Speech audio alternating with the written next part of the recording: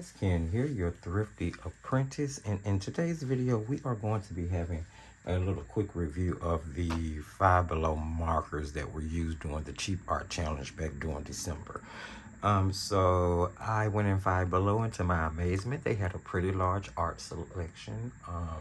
I may be late to the game on that, but because of that I have a little mini series based on Five Below that has kind of spun off and is integrating itself into the channel. Don't worry, all of the videos won't be about Five Below products, just some of them, because I really would like to touch on those cheaper art products, especially since we look at so many budget products anyway.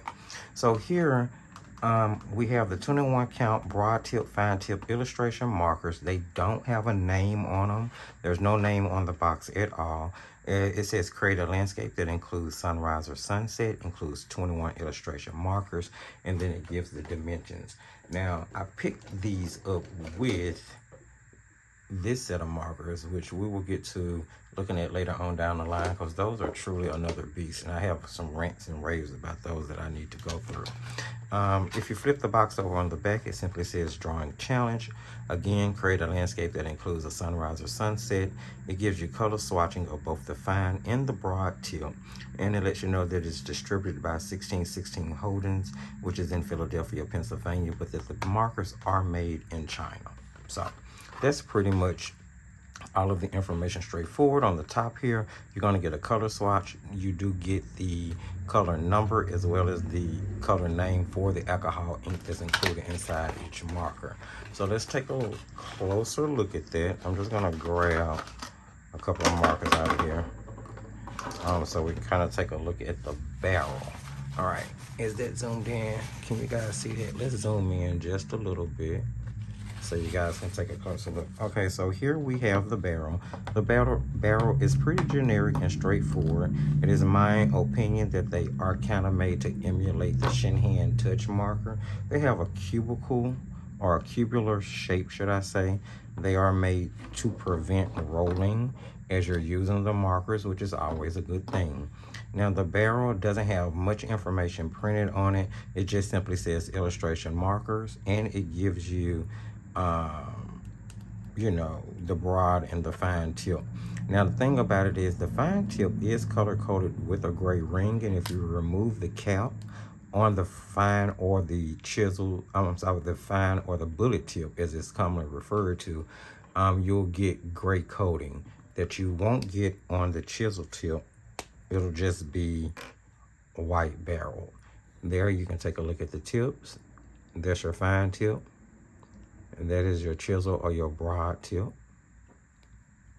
Okay, each cap does have a color chip on it. There is the color number as well as the color name. Now, what I did notice as I was using these, as you go to remove the cap, sometimes you'll actually pull the color chip topping off. So that's something that you guys may want to note, especially if smaller kids are going to be playing around with the markers. However, they do snap on really securely. Can you hear that? Okay, that lets you know that those markers are closed, and that's going to help prevent over time drying on the marker. So that's a pretty good thing. Keeping in mind how economical the markers are up until this point, I felt like the design, although kind of basic, was very user friendly. You know, it's pretty cool. Those caps aren't too hard to remove, but they are on there securely enough. So I did like that about the markers. Now let's take a look at the tip. So now this one, you can see that they will speckle. Okay, so they are going to speckle. These are some really juicy markers for them to be from Five Below. Now, the ink itself is on the Shinhan Touch ink system. I did do the research to find that out. So if for some reason you decided you wanted to re-ink these markers for whatever reason, you could, because as I said, the barrel, although basic, is pretty user-friendly. It's light because it is economical, but so it's not going to be hard on the hand at all. And although the caps are secure, again, I feel like you can get them off without a whole lot of fuss or fight. Now, I'm just going to clean it up just a little bit, and I'm going to show you that you can remove the nibs from them. if you decided you wanted to re-ink it. Trying to pull that out. So let's take a look at that. That's the nib. Can you guys see that? So they can be removed if you decided that you wanted to re-ink. On the chisel tip, let's see if I can get that back in there. All right, I got ink everywhere. You can see how juicy that marker is just from me touching the tip of it. We're going to get into all of that. Now, they bleed. I'm going to tell you that because they are so juicy. That is your chisel end, and it can be removed. And it does have these little divots on the side. So if you decided you want to re-ink by just like dropping the ink on the chisel and just letting it drip down into the pad on the inside, you could do that. Now, I did glance. The pad on the inside is about as long as the barrel. So you are going to get some good re-inking on both ends, or because they're so juicy, you are going to get some really good ink feed. So let's take a look at, I got ink on my fingers now. Let's take a look at the color swatching. So I swatched the colors out, and I swatched the markers out on mixed media paper, because with alcohol markers, I tend to use either mixed media paper or marker paper itself. So as I was swatching them out, I noticed that the paper was really absorbing the ink, and those, they're really juicy. And my fear was that, okay, with them being a $5 budget marker, I'm gonna run out of ink if I try to use them on this alcohol marker paper. But with that being said, the colors are really bright and vibrant. It's a really juicy marker. It gives really, really great ink flow when you're trying to use it from either end of the marker. Now, as I told you, it's on the Shinhan system. I was able to match it up color by color, name by name. So the color selection in this set is pretty limited. Like, it's 21 colors. You're missing like jump colors, as I call them. You're missing those mid-tone colors that are used to blend the darker and the lighter tone in a lot of aspects. Now, you do get some pastels here that do help with blending, but I still think that it's a pretty limited color selection. So if you use these, I do suggest that you augment them with like colored pencils, which are a great way to help bridge that gap between colors, or to use them with another alcohol marker set. In my case, I'm probably going to be using them with those touch new markers, because those are the budget markers that I use for just kind of my practice and play. And these will just be joining those, which are on the same inking system. So I decided to do some blend testing with the pens here. I did some blending of the yellows, because there was, in the yellow orange range, the colors were pretty close. They were close enough to kind of get a really nice and decent blend there. Now here I did this blending test on alcohol marker paper. This is the Koh-i-Noor paper. You can pick it up from Walmart. It's really economical.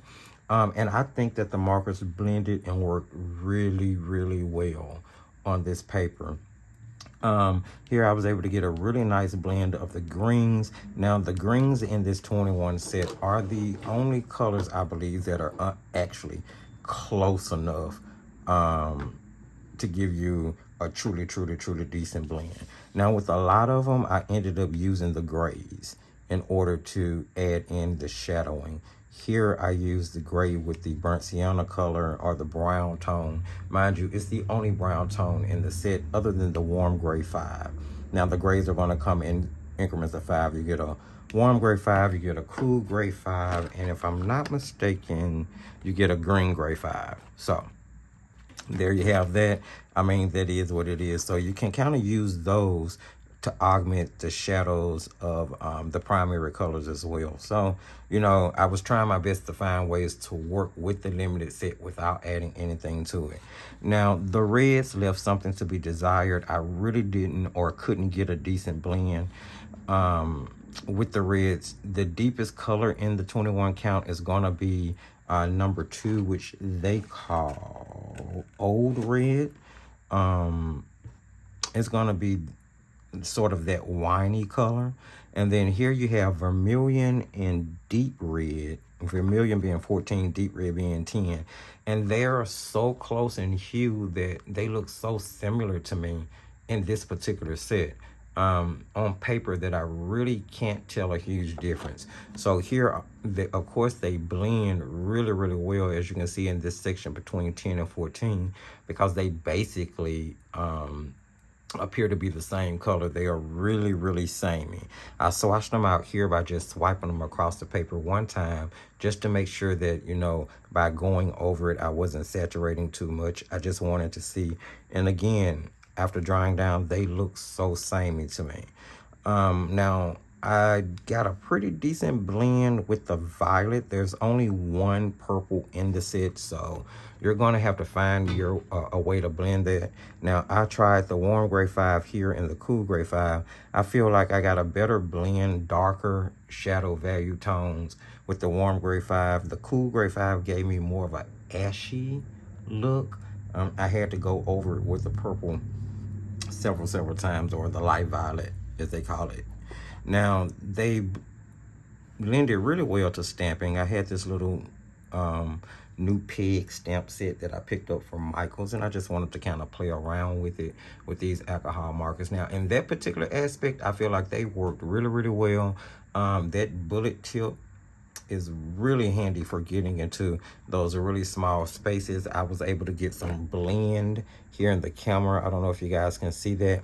Now, the thing I did find though is with like the light violet or the cobalt blue, the turquoise green, those more deeper saturated colors, when you try to blend them, especially with the cool gray, it bleached more than it deepened or saturated the color. So that's something that you may want to keep in mind as well.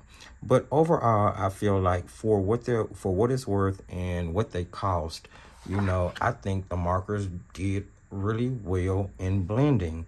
So I did a couple of tutorials or demos, if that's what you want to call them.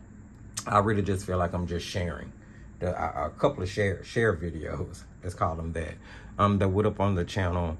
And let's just kind of look. Now, I decided to take the cool gray 5 from this set, and I used it with the purple from this other set that we're going to get to later on down the road, in order to do this tag. Now, this is the video that's going to be up on the channel, which is probably familiar, well, everything we look at before this video comes out. But this is where I was telling you that it tend to bleach the color, and I'm not sure of the explanation of that, so I don't want to even try to offer one. So I just went with it. Once I saw what it was doing, I just kind of went with it anyway.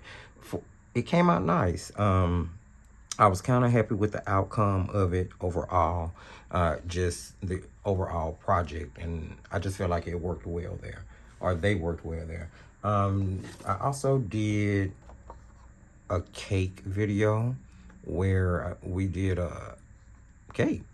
I didn't realize at the time with the colors that I was creating a Halloween cake, but that's what came of it. And I love the way this came out. I'm gonna be honest, guys. I added color pencil, Prismacolor, if I'm not mistaken, on top, or was it Marco Refine? Or maybe, nope, it wasn't. Actually, it was Crayola Twistables, because I wanted to keep with a cheap art product when I did this with these, because it was doing that cheap art challenge period.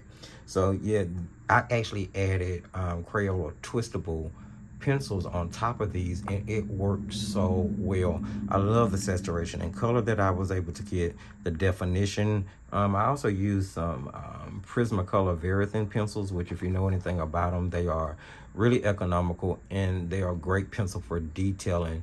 It helped me give lift to the chocolate drizzles that was on the cake. And then, of course, I just added in a little Jelly Roll white gel pen in order to give the composition some highlight. I do believe I used a cool gray 2 and a cool gray 4 from the New Touch alcohol marker set in order to do the shadow, if I'm not mistaken. But you guys can go back and check out the video on both the tag and the cake. And then lastly, I decided, because I wanted to kind of use them the whole month to really to give them a good test. So lastly, I did this tulip. This was the very last demo to go up on the channel. And again, I just feel like they worked well in all aspects. Now, I really gave that green and orange a run for their money, as you guys can see. I did not do that intentionally. I promise I didn't.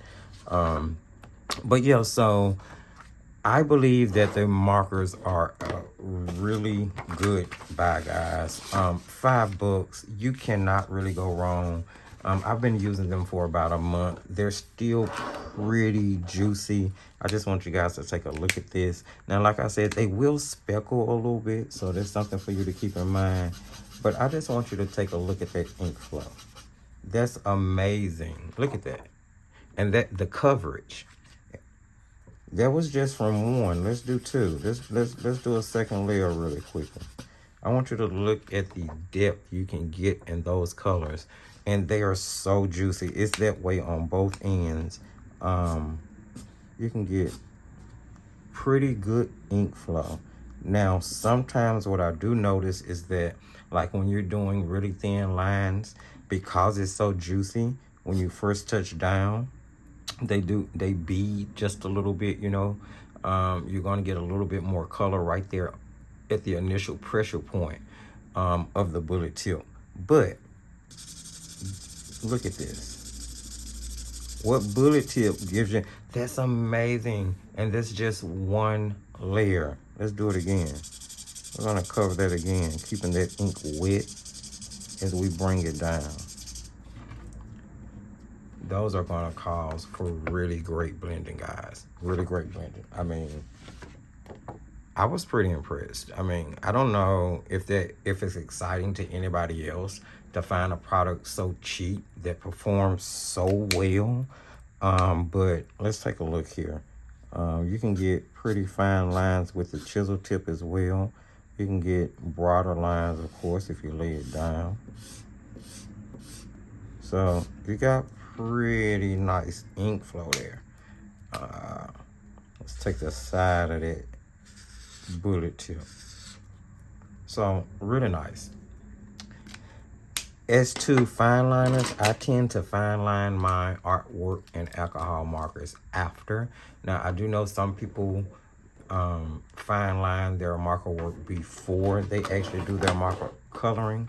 So I just wanted to also do a quick fine liner test with you guys so you could see that as well, just to see how they stand up. Now, I think they stand up pretty well, but so we got a couple of different fine liners here. Here I have a super black fine liner by Creative Mark. This is Jerry Autorama.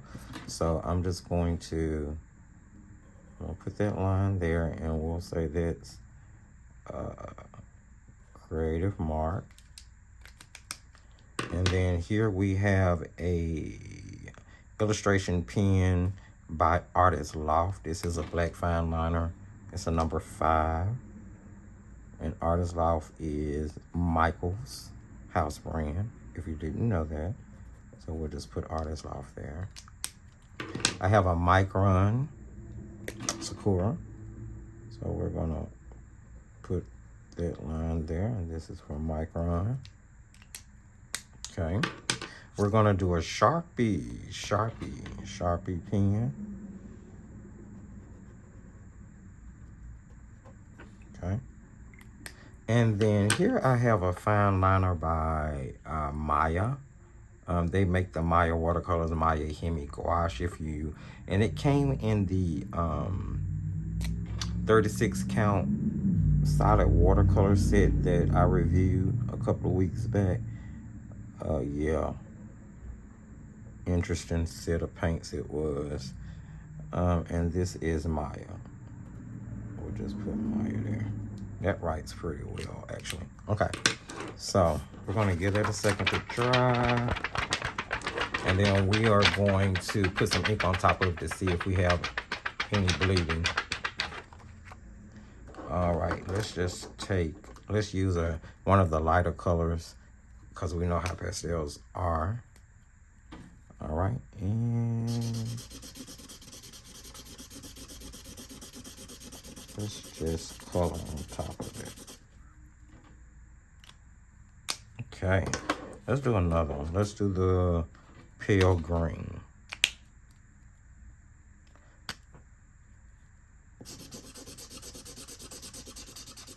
And I've used that green a lot, so if I was going to re-ink these, that would be one that would definitely need to be re-inked because I've used those two greens to death.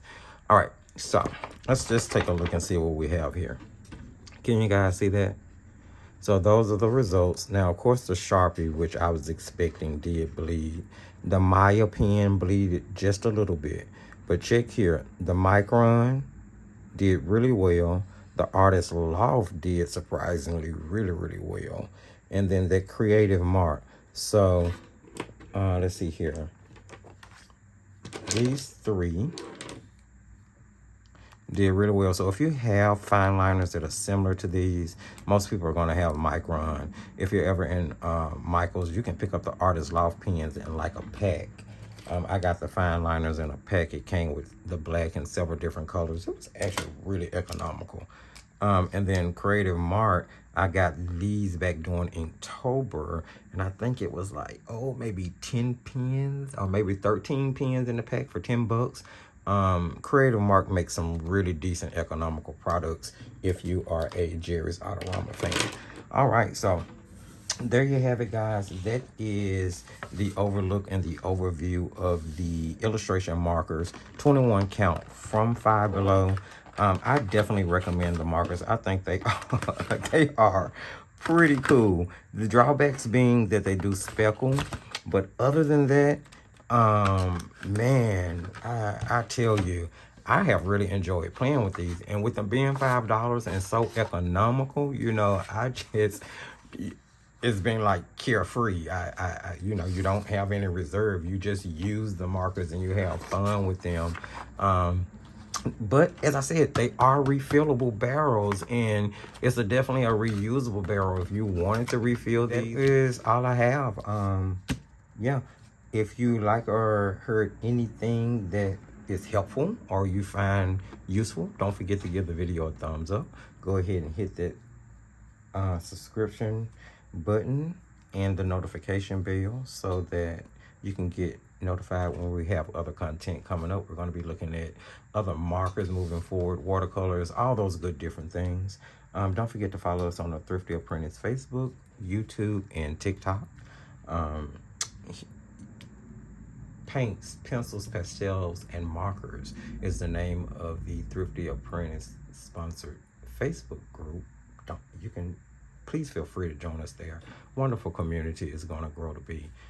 There's a link for it in the video description, as well as a link for my most recommended products if you want to take a look at that. Just some things that I've found that are really economical and very good products in some shape, form, or fashion, in my opinion.